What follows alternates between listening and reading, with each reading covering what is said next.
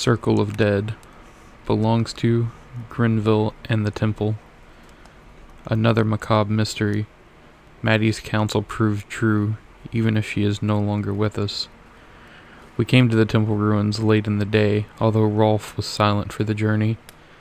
I have left him to his thoughts, and left the attack at the dig site behind us as best I can. There are an unusual number of dead surrounding the ruins here.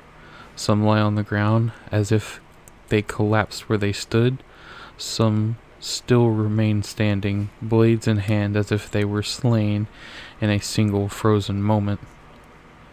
The armor and weapons have markings like that on the ancient structures on the isle.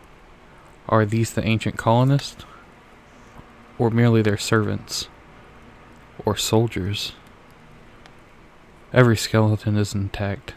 No sign of broken bones, merely the flesh eaten down to the white. No insects, no spiders, nothing crawling upon them. And what caused them to remain standing, I do not know. Perhaps it was part of the power that keeps some of us deathless upon this isle. Grenville.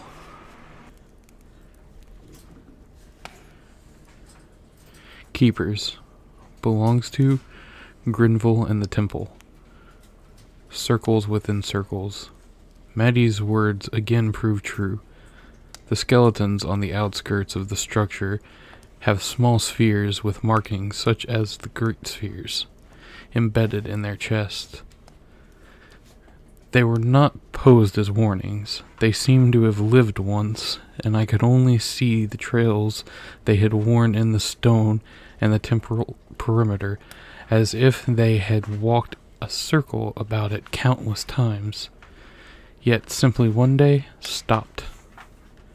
I took one of the spheres for study. Tomorrow, Rolf, if he will come, fear is continually evident on his face, and I will press into the temple proper. Grenville.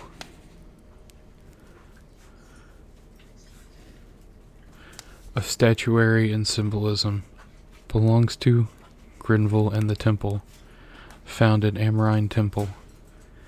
The statues within the temple were strange indeed, yet were clearly of the culture that came before.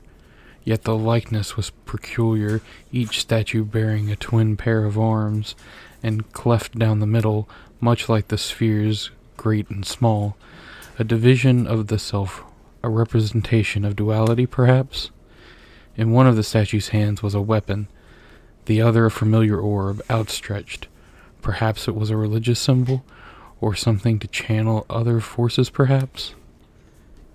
I found another skeleton intact, but with a spear and armor, unlike the ones on the perimeter outside. A leader or ruler, perhaps. It had not been buried.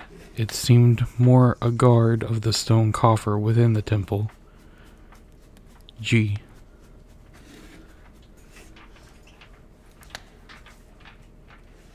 Ghost.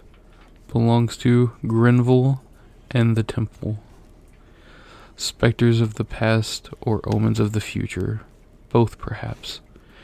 We could not move the great stone from the coffer, so I continued my examination of the statue. Rolf urged me to make haste, but night came swiftly upon us. As we sought to leave, we saw the shapes in the darkness, white light among the trees, humans but drifting across the ground. Rolf said we must not leave. The temple might be dangerous, but what wandered in the darkness outside was far more dangerous. And so we waited the night, neither of us sleeping. Just when we thought the night had become safe and still, another ghostlit figure would float from beyond the trees, as if reminding us they were never far, and they would never leave as long as the night was upon the temple. May we make it through the night. We will leave this place, head to the great obelisk to the west, perhaps. The skeletons around the perimeter and the inside of the temple, I should have heeded the warning. At least they have not arisen as the race have.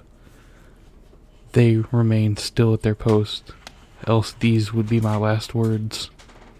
G.